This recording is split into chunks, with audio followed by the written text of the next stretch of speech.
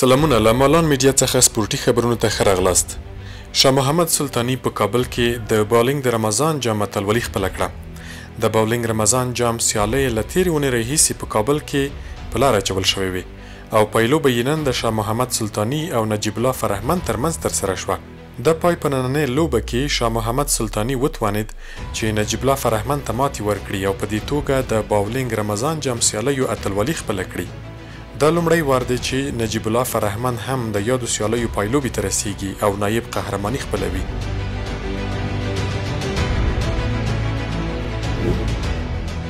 د ایران په مشهد ښار کې د افغانستان له شل کلنو د کم عمره فوټسال ملي لوبډلې انتخابي کمپ لا هم دوام لري.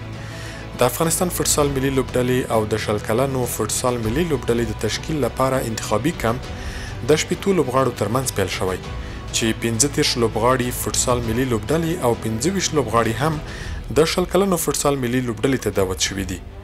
دا انتخابي کمپ به د روانې اپریل له 14مې د مې تر 14مې پورې دوام وکړي او پایله کې به یې تر ټولو غوره لوبغاړي د هیواد ملي او شل کلنو فوټسال ملي لوبډلو ته د فني کادر له لوري انتخاب شي.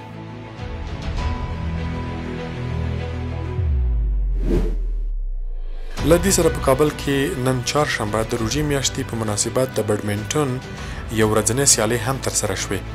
دا سیالۍ د بیډمنټن فدراسیون له لوري په دې موخه په لاره اچول شوې وې چې ځوانان د بیډمنټن لوبې ته وهڅول شي او ترې د بیډمنټن لوبډلې ته ځوان ظرفیتونه جذب شي. د یادو لوبو د ترسروي پر مهال د ترکیې اړوند تیکا موسسې له لوري د بیډمنټن له فدراسیون سره د سپورتي توکو مرسته هم وشوه او یادې موسسې ډاډ ورکړ چې د سپورت په برخه کې به هم د اولمپیک له ملي کمیټې سره همکارۍ ته دوام ورکړي.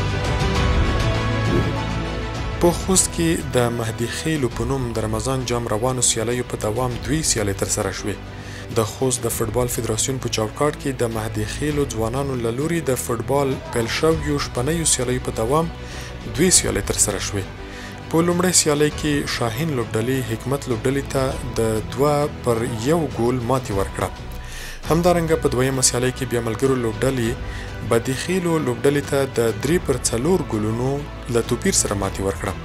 په یادو روانو سیالیو کې 60 لوبډلو ګډون کړی دی چې تر راتلونکي کوچني اختر به دوام وکړي.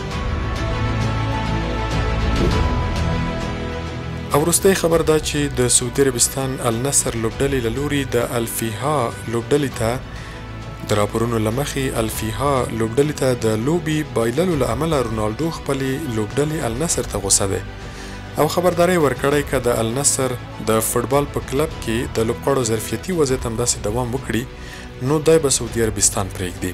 رسنیو د نوموړي په حواله زیاته کړې چې رونالډو نه غواړي څو د یوې بایلونکې لوبډلې برخه پاتې شي. د نوموړي په خبره د النصر لوبډلې لوبغاړي زیاتې روزنې ته اړتیا لري او په اوسني وضعیت سره نشي کولی چې د اتلولۍ تر پړاوونو ورسیږي. د رونالډو له دې اعتراض سره په هممهاله توګه د النصر لوبډلې سرمربي رودي ګارسیا هم د یادې لوبډلې له سرمربۍ د څنګ ته کېدو خبر ورکړی او رونالډو هم له دې پریکړې سره رضایت ښودلی دی.